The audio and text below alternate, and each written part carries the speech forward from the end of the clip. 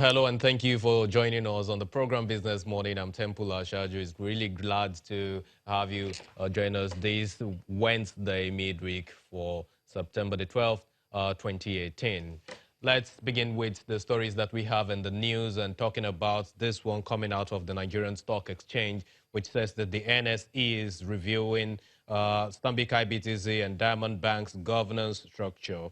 The stakeholders will be joining the Council of the Nigerian Stock Exchange to launch an engagement process to review the compliance of Stanbic IBTC Holdings, PLC, and Diamond Bank to high-level corporate governance standards expected of top-rated corporate companies.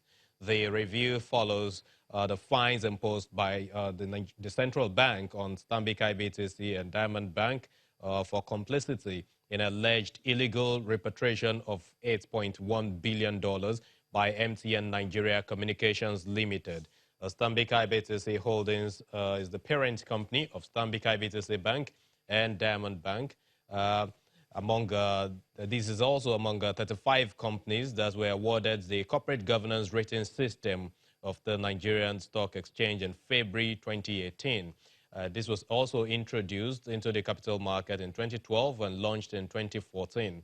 It is known as CGRS. It's a joint initiative between the NSE and the Convention on Business Integrity, otherwise known as CBI. The CGRS was designed to rate quoted companies and directors on corporate governance practices, and it has the underlying variable for creation of NSA Corporate Governance Index, which is what determines what takes a company to the premium board and the main boards in the markets. The NSE CG Index declined by 1.32% yesterday, almost triple of the overall average decline of 0.48% for the entire equities markets.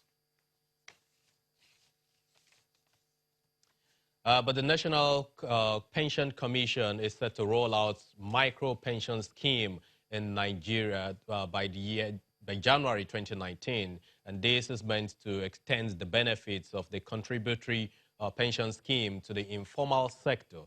Acting Director General of the Commission, Mrs. Aisha Dahir Umar, in the company of some National Assembly, House of Representatives and the Senate, as well as the Nigerian Labour Congress, yesterday in Lagos, gathered to deliberate on issues that are burning issues, basically, in the system. And that was also in collaboration with some operators that you have in the system, talking about the custodians, the pension fund administrators. They talked about these burning issues with these folks at the meeting and discussed some of the expectations from PenCom, which is the regulator for the industry. Let's listen to what the acting DG has to say. The board of directors of entities that administer pension funds and assets that this transformation, this pension reform has brought, has placed a heavy burden on their shoulders. But we in PenCom believe the directors are up to the task and they will take their responsibilities very seriously. Now, in the social sphere, very soon we are going to also have a loud impact with the introduction of the micro-pension scheme. What the micro-pension scheme seeks to do is to extend the benefits of the contributory pension scheme to the informal sector. We also believe the micro-pension scheme is going to help support and sustain the federal government efforts towards social development. Now, all of us in PenCom have worked tirelessly from the beginning of last year to ensure that micro-pensions gets launched this year, at this quarter, this last quarter. Unfortunately, we have just realized that we still have some I's to dot and some T's to cross on the IT platform we need to launch the scheme successfully. Every other thing is ready, and IT tells me that in the next few weeks, that platform will also be ready. But we are thinking, well, this is September. If it gets ready by the end of September, it won't make sense to start anything in November. So it's written in stone, ladies and gentlemen, that the micro pension scheme will take off in the January of 2019.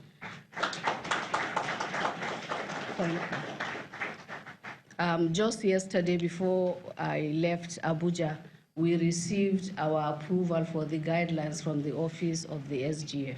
So we are very happy about that as well. So we have talked. Okay. I believe it's also appropriate for me to draw your attention to an unfolding development in the pension industry. This development for now is a low-grade fever, but we need to talk about it. We need to think about it. We need to find ways to deal with it before it becomes a full-fledged fever. It is the clamor, the agitation by our contributors to redirect their retirement benefits to deal with other social issues like housing and health.